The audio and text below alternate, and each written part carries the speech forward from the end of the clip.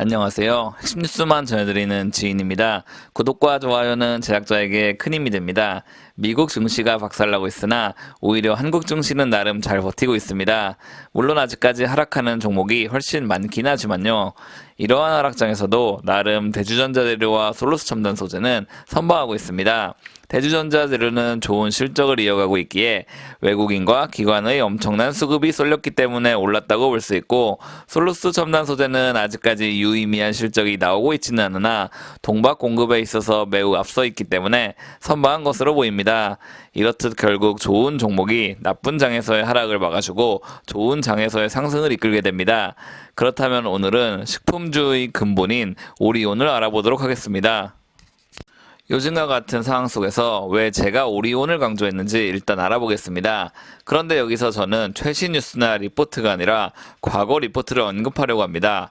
과거 좋지 않은 뉴스가 해결되는 순간이 바로 기업의 주가가 뛰는 순간이기 때문입니다. 4월 유안타증권의 리포트를 살펴보겠습니다. 박은정 연구원은 바이를 외치고 있으나 비우호적인 영업 환경이 지속된다고 말하고 있습니다. 말은 바이를 외쳤으나 그다지 긍정적으로 보지는 않는다는 말이죠. 보시면 3월 기준 전년 대비 매출 성장률은 한국 13%, 중국 마이너스 5%, 베트남 40%, 러시아 7%라고 말하고 있습니다. 중국은 제로 코로나 정책 때문에 이 같은 감소가 발생하는 것이고, 러시아에서는 나름 성장을 하고 있습니다. 오리온과 같은 기업은 3자 물류 및 여러 공급망에 대한 여파가 다소 적다고 볼 수 있습니다. 왜냐하면 단순 제품을 제작한 후 그대로 공산품처럼 수출을 하기만 하면 되는 제품을 취급하고 있기 때문입니다. 여러 부품이 들어가는 것이 아니죠. 그리고 가장 큰 시장인 중국에서의 이익 성장률이 긍정적이라는 것도 눈에 띕니다. 법인별 전년 동기 대비 이익 성장률은 한국 4%, 중국 53%, 베트남 200%, 러시아 마이너스 8%입니다. 결국 러시아 사태에 조금 영향을 받았을 뿐 나머지 지역에서는 견조한 성장을 하고 있다고 볼 수 있습니다. 아까 본 리포트는 4월자 리포트고, 이번엔 5월 18일에 나온 실적 뉴스를 살펴보겠습니다. 오리온은 1분기 매출에 6,532억 원, 영업이익 1,086억 원을 기록했습니다. 이는 전년 동기 대비 각각 8.5%, 6.5% 증가한 수치입니다. 중국의 제로 코로나 정책 그리고 러시아 사태에 따른 악영향이 크게 발생할 것이라고 예상했으나 실제로는 그렇지 않았습니다. 결국 오리온은 시장의 예상보다 훨씬 더 사업을 잘 운영하고 있습니다. 덩치도 키우면서 실속도 늘리고 있다는 말이죠. 기업의 실적은 좋아지고 있는데 주가는 이유 없이 크게 빠졌습니다. 결국 매수하기 좋은 시점이 왔다는 말이죠. 그렇다면 이번엔 유안타증권의 리포트를 다시 살펴보겠습니다. 제가 동일한 연구원의 리포트를 살펴보는 것은 기업의 실적 증가와 악재 해소가 일어나고 있다는 것을 파악하기 위해서입니다. 오리온의 주가는 올해 초부터 급격하게 떨어져 3월 최저점을 찍었습니다. 회사의 실적이 좋은데 이렇게 주가가 빠진 것은 대외적 여건이 좋지 않기 때문입니다.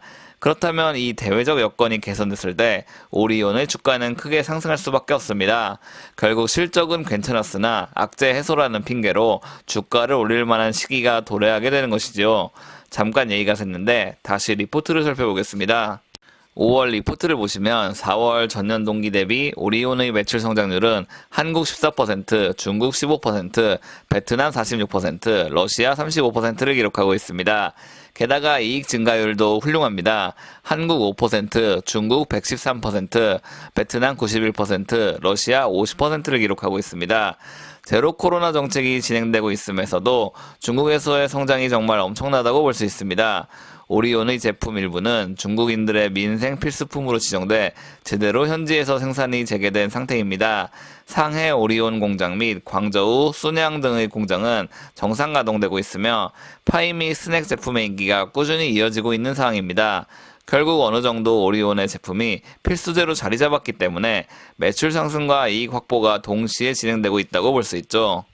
이번엔 하이투자증권의 리포트를 살펴보겠습니다. 이 리포트에서는 전 지역에서의 실적을 총합해 말하고 있기에 참고할 만합니다.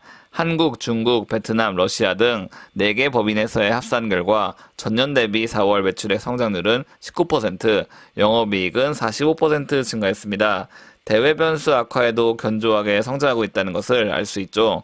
즉 개별로 봤을 때 그리고 합산했을 때 모두 상승하고 있다는 것은 정말 오리온의 제품이 전 세계에서 사랑받고 있다고 볼 수 있습니다. 4월 초 상해 공장 가동 일시 중지 및 재가동률 저하가 있었음에도 호실적을 기록하고 있다는 것은 그만큼 중국인들의 오리온 제품 선호도가 높다는 것을 방증하기도 합니다.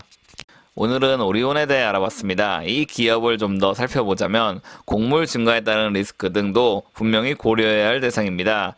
하지만 지금과 같이 대외적 여건이 좋지 않은 상황 속에서도 실적 선방을 하고 있기 때문에 이 기업의 저력은 정말 뛰어나다고 볼 수 있습니다.